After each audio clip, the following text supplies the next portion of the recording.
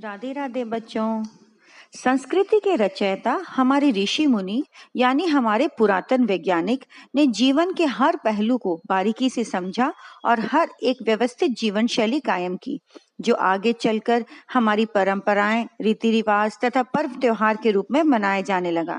इनमें से एक विशेष त्योहार है कार्तिक की पूर्णिमा। इस बार का कार्तिक महीना हमारे लिए बहुत खास रहा, क्योंकि हमने आपके साथ बिताया। सबसे पवित्र महीना कार्तिक महीना का आज अंतिम दिन है और तिथि है पूर्णिमा। पुरातन काल से ही इस पर्व को अत्यधिक महत्व दिया गया है। इसे त्रिपुरी पूर्णिमा, गंगा स्नान, देव दीपावली के नाम से भी जाना जाता है। इस दिन पवित्र नदियों में स्नान करना, दान, जप, तप, दीपदान का बहुत महत्व है। कार्तिक पूर्णिमा का पालन करने की कई पौराणिक ऐतिहासिक कथाएं हैं, जिनके विषय में हम आप बच्चों को अवगत कराएंगे। विष्णु भक्तों के लिए यह खास दिन है, क्योंकि आज ही के दिन भगवान विष्णु ने पहला अवतार यानी मत्स्य अवतार का रूप धारण किया और प्रलय काल के दौरान वेदों की रक्षा की। शिव भक्तों के लिए यह पूर्णिमा बहुत महत्व रखता है, क्योंकि इसी दिन भगवान शिव ने एक खास रथ पर सवार होकर त्रिपुरासुर नामक राक्षस का वध किया था और इसी कारण भगवान विष्णु ने शिव जी को त्रिपुरारी नामक दिया तथा यह दिन त्रिपुरारी पूर्णिमा के नाम से भी जाने जाना लगा। इस दिन सभी भक्तों ने महादेव की नगरी काशी में जाकर खुशी मनाई, काशी को दुल्हन की जैसे सजाया और दिवाली मनाई। आज भी काशी नगरी पूर्णिमा में लाखों दीपों से सजाया जाता है। आज के दिन कहते हैं कि देव दीपावली मनाई जाती है, इसीलिए दीपदान का खास महत्व है। ऊंचे बांस पर दीप प्रज्वलित करके आसमान की ओर लगाया जाता है।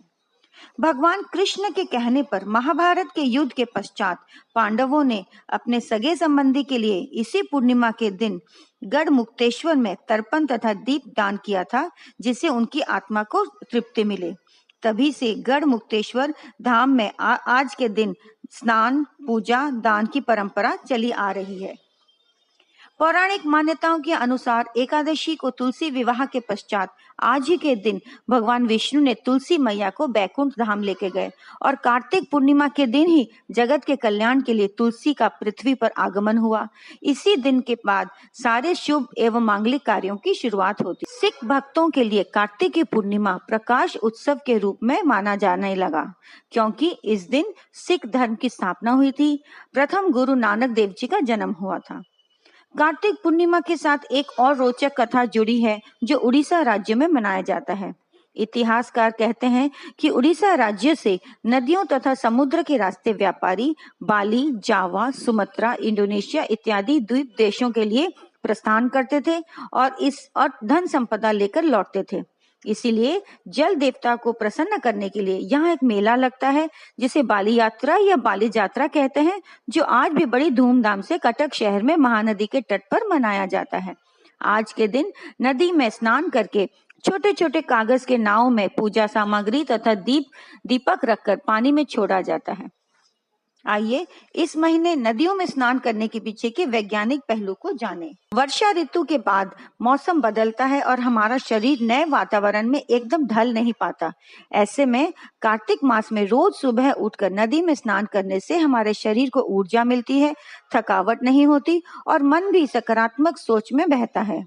भोर में सूर्योदय के पहले जल्दी उठकर स्नान करने से ताजी हवा प्राप्त होती है, जो हमारे स्वास्थ्य के लिए अति लाभदायक होती है। इसी महीने के बाद हम शरद ऋतु के लिए तैयार हो जाते हैं। तो बच्चों, आपने देखा हमारे यहाँ मनाए जाने वाले हर पर्व का धार्मिक, ऐतिहासिक, वैज्ञानिक महत्व अवश्य होता है। हर त्योहार अधिकतर हमारे देश में रहन सहन, खान पान, मौसम तथा फसल इत्यादि से जुड़े हैं। हर त्योहार देवी देवता तथा उनके गुण शक्ति का व्याख्यान करते हैं।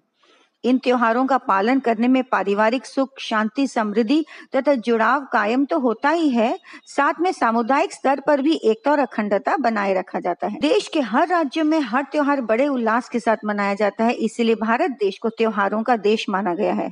इन त्योहारों में हमारी रंगारंग संस्कृति झलकती है, जिन पर हम भारतवासियों को गर्व होना चाहिए तथा इनका भरपूर आनंद उठाना चाहिए।